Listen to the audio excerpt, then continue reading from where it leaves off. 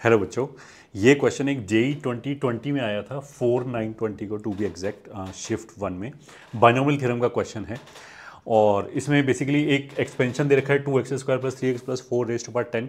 इसको ओपन किया तो राइट हैंड साइड पे जैसे अंदर x² और पावर 10 है तो हाईएस्ट 20 पावर तक जाएगा, तो x की पावर 0 से लेकर x की पावर 20 तक राइट हैंड साइड पे एक्सपेंशन आ जाएगा।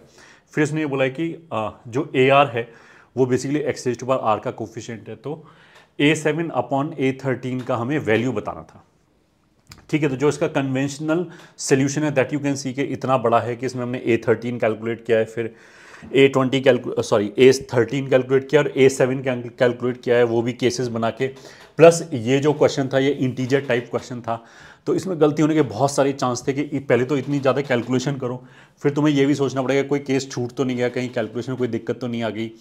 और आंसर जैसे ABCD करके नहीं था तो मैच कराने वाली चीज़ भी नहीं थी, या तो हमें एक आंसर बताना था। तो ऐसा तो हो सकता है कि हमारा आंसर इंटीजर ना आए तो फिर मेरे को समझ आए कि कुछ गड़बड़ है, बट अगर मान लिया इंटीजर आ जाए तो you can not be sure कि ये सही आंसर होगा। तो इसका डेफिनेटली एक बहुत शानदार और क्विक सोल्यूशन एग्जिस्ट करता है। अगर हम ये सोचेंगे क्वेश्चन बनाने वाले ने आखिर क्वेश्चन क्यों बनाया होगा, मतलब उसने इतनी सारी कैलकुलेशन करने के लिए तो नहीं बनाया होगा। तो इसमें कॉन्सेप्ट क्या है कि तुमने ऐसे सुना होगा कि जो बाइनोमियल कोफिशिएंट का जो एक्सपेंशन होता है, जैसे सिंपली 1 + x⁻n का जो होता है उसमें n+1 टर्म्स होते हैं, और जो इक्विडिस्टेंट बाइनोमियल कोफिशिएंट है शुरू से और एंड से वो बराबर होते हैं। ठीक है, यहाँ पे बेसिकली दिक्कत क्या है कि यहाँ पे पहला टर्म 2x² है और लास्ट वाला जो कोफिशिएंट है वो 4 है। तो अगर इसमें मैं x की जगह 1/x रखूँ तो लेफ्ट हैंड साइड पे जो एक्सप्रेशन है वो चेंज हो जाएगा।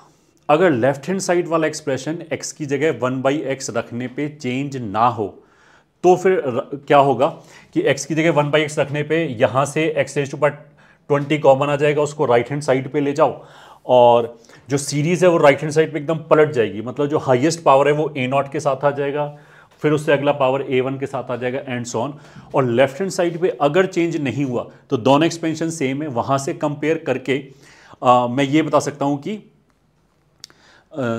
जो इक्विडिस्टेंट कोफिशिएंट है बिगिनिंग से एंड फ्रॉम एंड से वो दोनों इक्वल होगा, क्योंकि लेफ्ट हैंड साइड सेम हो गया और राइट हैंड साइड में एक बार तो ऐसे लिखा होगा और एक बार ऐसे लिखा होगा A0 x⁻20 A1 x⁻19 and so on. तो सबसे पहली बार हिंट हमें कहाँ से मिलेगा कि उसने A7/A13 पूछा है। तो देखो A0 और जो लास्ट का A20 है इसमें x की पावर का सम कितना है 20, A1 में x की पावर 1 है और सेकेंड लास्ट है x की पावर 19, इसमें भी x की पावर का सम कितना है 20। तो जो 7 और 13 है उसमें भी x की पावर का सम कितना हो गया 20। तो यहाँ से मेरे को कुछ फील सी आ जानी चाहिए कि शायद कुछ ना कुछ इक्विडिस्टेंट कोफिशिएंट से लेना देना है। ठीक है, बट वो वाली चीज़ तो यहाँ पे लगा नहीं सकते। मतलब हमने क्या बोला कि अगर लेफ्ट हैंड साइड पे x की जगह 1/x रखें, फिर एलसीएम लें और डिनोमिनेटर का जो x का पावर है वो राइट हैंड साइड पे ले जाएं। अगर लेफ्ट हैंड साइड अनचेंज्ड रहे तो आई कैन क्लेम कि राइट हैंड साइड में शुरू से 5वां कोफिशिएंट और आखिरी से 5वां कोफिशिएंट बराबर आएगा। ठीक है, बट वो यहाँ पे क्लेम कर नहीं सकते क्योंकि यहाँ पे कोफिशिएंट सेम नहीं है। मतलब अगर ये 4 होता तो फिर पहला और आखिरी कोफिशिएंट सेम हो जाता है, फिर x की जगह 1/x रखने पे ब्रैकेट के अंदर सेम ही एक्सप्रेशन जनरेट हो जाता, तब हम ये कह पाते। अभी तो नहीं कह सकते, बट हम इसको फोर्स कर सकते हैं क्योंकि ये आइडेंटिटी है, तो इसमें मैं x की जगह कुछ भी रख सकता हूँ। तो मेरा एम क्या है कि इस 3 से तो कोई मतलब नहीं है, ये तो बीच में ही रहेगा और x की जगह 1/x रखने के बाद भी ये 3x ही रहेगा। बस ये 4 और ये 2 मैच नहीं कर रहा, ये दिक्कत है। तो इस 2 की जगह मैंने 4 बनाने के लिए क्या किया, पहले x की जगह √2x रख दिया। क्यों रख दिया, ताकि x² से 1 2 और बाहर आ जाए और ये भी 4 बन जाए।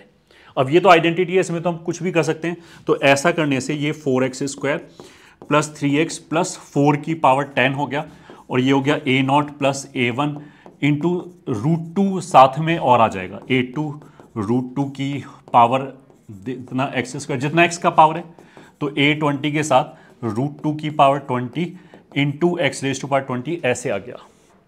अब जो लेफ्ट हैंड साइड है वो हमारे डिजायर्ड फॉर्म में आ गया।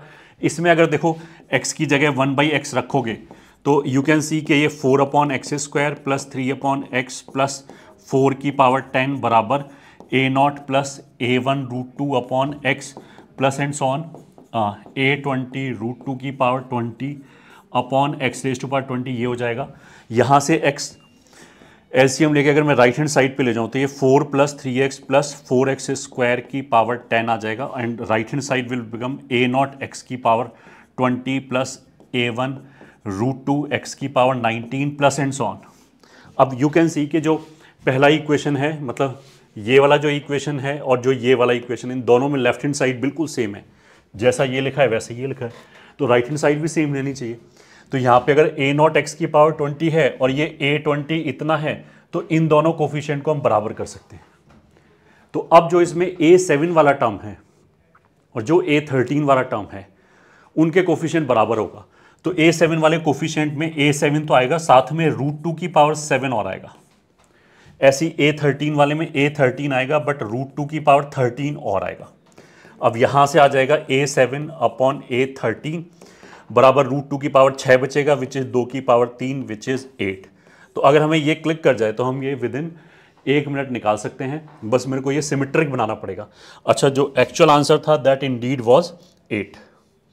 तो यहाँ पे मतलब हमें थोड़ा सा, जैसे मैंने बोला कि जब हम बहुत सारी प्रैक्टिस कर लेते हैं तो हमें कुछ कुछ जो पेपर सेट करने वाला है उसके दिमाग का भी आइडिया लग जाता है कि इसने 13 और यही क्यों लिया, a7 और 13 ही क्यों लिया। अगर ये वाला क्वेश्चन मैं अपने आप से पूछूं तो शायद हम इस सोल्यूशन की तरफ चले जाएंगे और हमारा बहुत सारा टाइम बच जाएगा।